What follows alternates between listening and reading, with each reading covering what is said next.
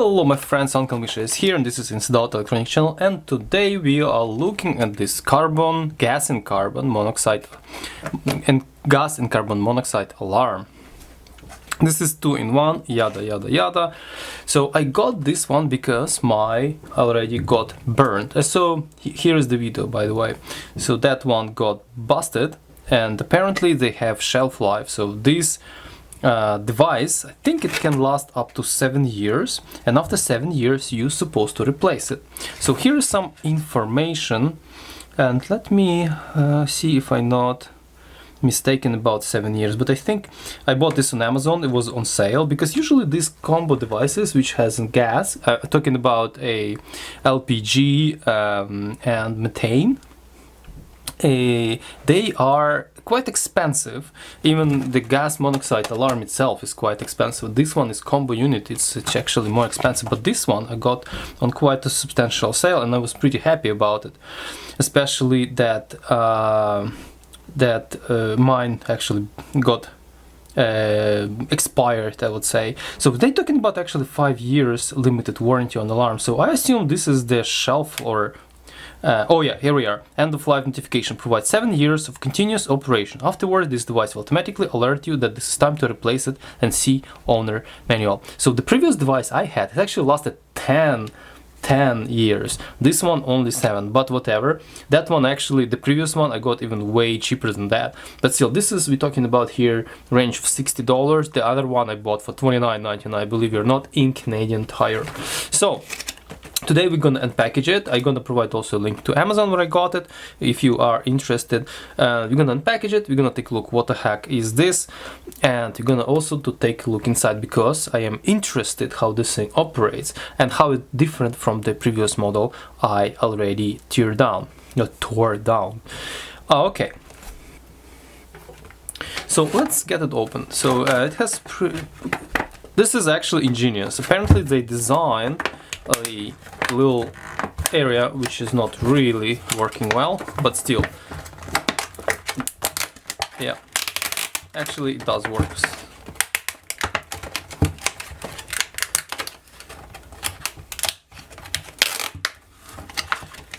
You don't have to slice yourself or slice your fingers when you are unpackaging these sort of devices. So you can just, I think, pull it out like this, and that's it. And it's supposed to have some kind of user manual somewhere. Okay, there is no user manual. Oh, that's cool. I want to play with this one, but that's going to be a separate video. Yeah, where's the freaking user manual? So they also mentioned here some, maybe this is the user manual, I don't know. Common sources of carbon monoxide, and they do not say anything about common sources of gas.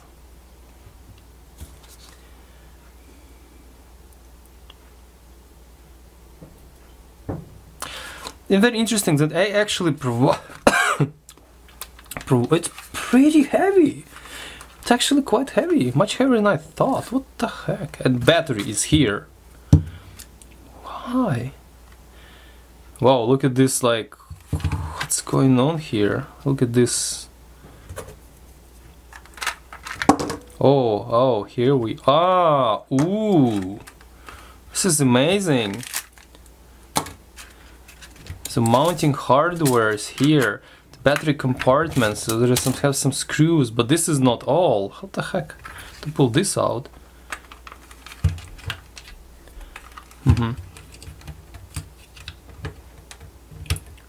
Now I understand. It has a little power supply. Look at this. This power unit is not intended to be installed in a ceiling oriented position. So what is this? This is AC adapter, not AC DC. So it outputs 9 volt AC, 250 milliamp. Input 9 volt to 50 and 150 3.8 watt. Okay. It's a class 2 transformer. So this is transformer. Nice. Now I understand why it's so heavy. So without and this is transformer. So this is just transformer. There is no you know, SMP or switch mode power supply and things like that. Also, I'm interested on the test point here and test point here. How to freaking open this thing? Is it just... yeah, it looks like it just latched. There's nothing really special. I don't see any screw, unless it's all hidden here. Do you have a screw?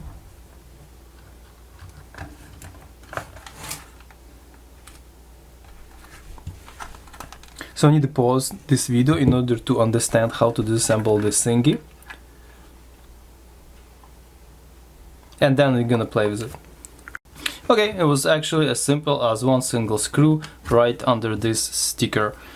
Also, found very interesting thing. Look at this. You pull this out.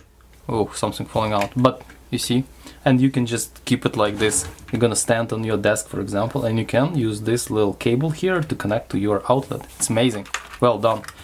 Anyways, ta-da! All right, here we are.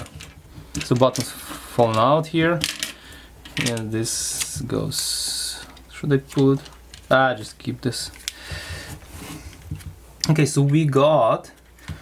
This is like probably really loud speaker, and we have two tubes right here. Okay, let me zoom in a little bit better. Finally had time to reverse engineer everything to the degree. I wouldn't be able to actually provide you a schematic of all this thing because it's quite a bit complicated and there are some questionable topics, but I figured out something to the point. Okay, so let me bring my diagram here. I'll move this one. Okay, I didn't create a losing some bolts and nuts schematic, but I did create the block diagram. So let's start from the power supply side. Here we have bridge rectifier, here schematic, have Zener diode, resistor, and everything else for the power side. There is no distinct voltage regulator on the boards. It's just kind of interesting, but it is what it is. So here we have a big microcontroller. Here's this big guy, and obviously this is a sticker from it. I was on top of there. So this guy controls the display. Obviously, it takes input of handles those two buttons, and also it connected with this Kidde MCU. Why I say MCU? Because I have no idea. This is Kidde brand a chip. Not sure what it is, but looks like it does multiple things. So what it does, first of all, it directly connected to the horn drivers. Potentially it has horn driver circuitry inside. Also it is connected to Kidde CO sensor, so it connected straight right here. So this chippy does a little bit more than just a big microcontroller. I put here MCU, but maybe just, you know, multifunctional device, whatever. So it handles this everything. Maybe it handles something more, but this is what I reverse engineered so far. So this guy is a Kidde CO sensor. As far as I can tell, this is electrochemical device, and how it works, I couldn't find anything how it works because this is again some cryptic device which you cannot find any information on. Typing the model number gives you nothing really. But I found similar device from Figaro. So this is, what's the name? Figaro TSG5042. So this is electrochemical fuel cell type CO sensor. And how it works, essentially it is like tiny battery. It generates some current when there is a certain level of CO applied. So knowing these levels, and you know this for this specific calibrated data for this particular sensor, you can figure out the level of CO. Obviously, as it says here, in this particular device probably as well has some specific sensitivity and yada yada yada. And all this information is available from manufacturer. Again, I was lucky enough to find this from Figaro because for the other sensor, it's like account protected information. So I able to download this from TI website from all places. Anyways, so yeah, here's a few different ways of connecting these sensors with some load resistor, with some op-amp, because the currents here are pretty low, and this is essentially how it works. So this device generates some currents when there are certain level of CO applied. So this is electrochemical device. Only 2 terminals. It looks like a battery. Actually, this guy really looks like a battery. This guy doesn't look like a battery per se, but I mean, that's how it works. So this Kidde, whatever, let's say Kidde, CO sensor connected to this Kidde MCU. This MCU connected to my microcontroller, and obviously there is some kind of exchange happening, maybe I2C, because I think I saw some I2C lines to talk to this microcontroller, and this guy then actually handles everything. Then we go to natural gas or methane and LP gas sensor. So this guy is Figaro again, which is quite a company after which manufactures tons of cool sensors. So this guy is Figaro TSG2612. So it connected to this thingy, which labeled as AOK or A0K TI or T1 0903. This is super tiny jobby right here. It is connected to this, I traced it, and this connected to this. So what the heck is this? I don't know. Maybe some sort of buffer, op-amp, or anything like that, which actually helps to read this data. Again, so here's some info on this Figaro sensor, and here how it looks like. Essentially, this sensor has a heater and some special resistor, which actually resistivity of this resistor changes depending resistance of this RS changing depends on the gas present. So they need heater because they are cycling heater cold cycles. It's the way to detect certain gases. So this is again this is some information on the sensor. Unfortunately, despite in comparison to this Figaro sensor, I have all the schematics and all like it's a big document of many pages, and this particular one just the generic information, and there is no explanation how it is connected. So that's unfortunately kind of, I don't know how exactly this sensor works, but and how would you, what kind of currents we're talking about, how to calculate all those resistors and things like that. But generic approach is like this. There is a heater which is has voltage for heater, and maybe it actually uses this 9 volts and the sensor resistance. Hence they have 4 electrodes, 1 2 3 4. So this sensor has 4 electrodes. Yeah, so this is kind of cool. It's cool to see this device and figure out how this thing works and learn a little bit more about sensors, but not much more I can do. I thought there is a separate buzzer controller, but unfortunately not, and I was really surprised because I thought for the buzzer controller it's actually dedicated circuitry. It's not just 1 transistor, 2 resistors. It requires some voltage amplification, because these guys, I think they run on higher voltage than actually supplied here. So but I don't see no inductors. I even tried to see this poked here, try to probe around and understand what's wired where, but I didn't get too much of information. So here a lot of service contacts, like 3 here, a bunch of over here, and there was more somewhere more. I think I saw 3 sets. Oh, here and over here. Right there. So some of them, so these guys looks like they connected to this microcontroller. This one is connected here, and those which are highly likely serial connected to this guy. Yeah, so nothing else really to talk here. We can power this little guy up and see how it works, but I don't think we see much.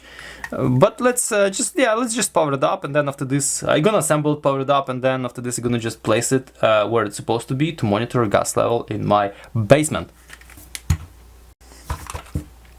So I assemble it. Let's just was it like this? I don't remember. Maybe it was like this. Whoa, it's loud.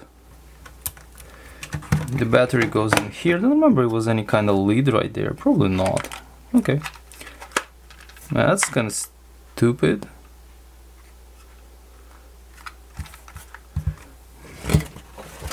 Oh, here we are. I was wrong. It has So I go like that. No. Go like this. No. What? Oh, I see. And like this. Okay. So it says 0 now. Okay, let me power it. I so connected it to the power outlet and says 0. So I'm not sure how I gonna generate CO. It blinks. Peak level. Peaks nothing. Okay. If I'm gonna press this button, I assume it's gonna be super loud. Let me... Yike!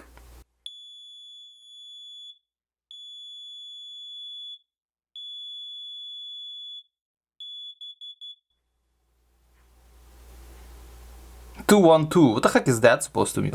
Oh my god, this is loud. Okay, 2, 1, 2. The funny thing is, there is not much of a user manual here, guys. Like, nothing really. Nothing at all. So just, yeah, go yourself and figure out how it's supposed to work. Yeah, doesn't say. Yeah, maybe you have to like download user manual from somewhere, but it doesn't really say like, okay, what does 0 means? What should happen when I press peak? What should happen when I press test press? What does this 212 number there? Version or 2 in 1? What is that supposed to mean? Yeah, I don't know. Well, I just hope this thing gonna work. Another possibility I have an idea. Let me find my how do you call him? Lighter. Should I? I shouldn't. Okay. Actually, let's do it. So here I have ubiquitous big lighter, and this thing is working. Let me do some gas here.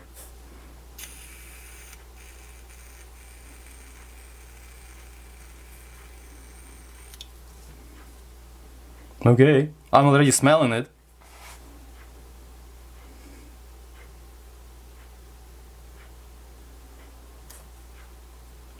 That's not good.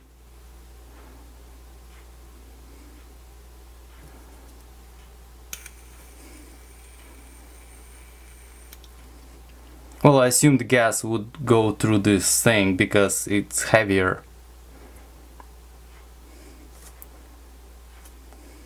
Well, this is butane, unless it's not, shouldn't work with butane. I don't know.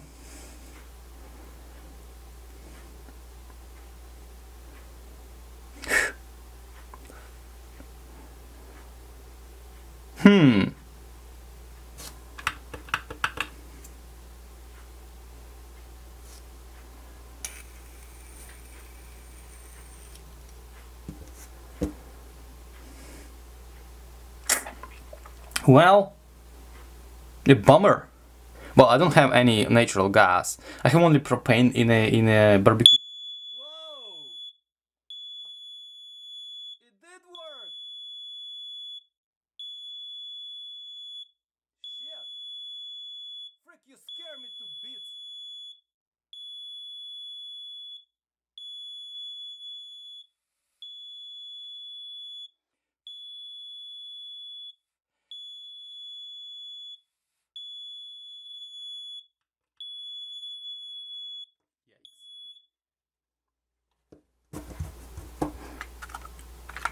Yeah, it's freaking loud. It did work. Oh my god. Oh,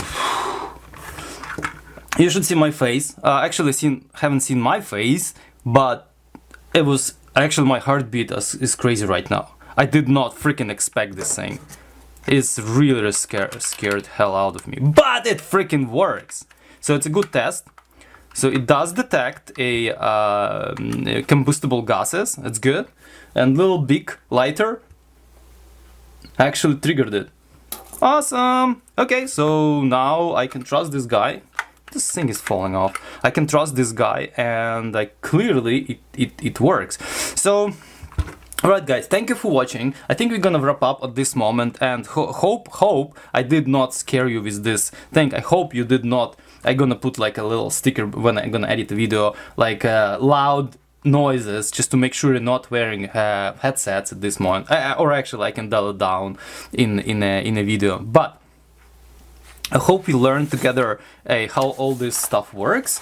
And if you want to learn a little bit more, you can go to my website, and details gonna be in the description of the video, and you can see the schematics, you can see much more info on this guy, you can see all documentation gonna be there. So yeah, please help yourself to read up more. So thank you guys for watching, and if you like such video, please subscribe, support the channel, share video, comment away. If you wanna say something, please, I'll be more than happy to talk to you. And see you next time. Ciao, stay safe.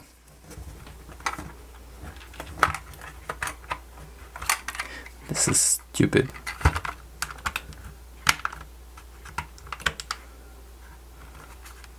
Did they break it? This is really flimsy.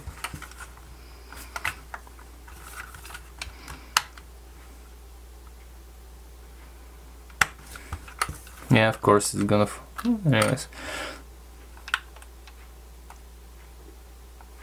Ah, it saves battery now. Ah, I see. You see that? That's smart. That's on the battery. It did work.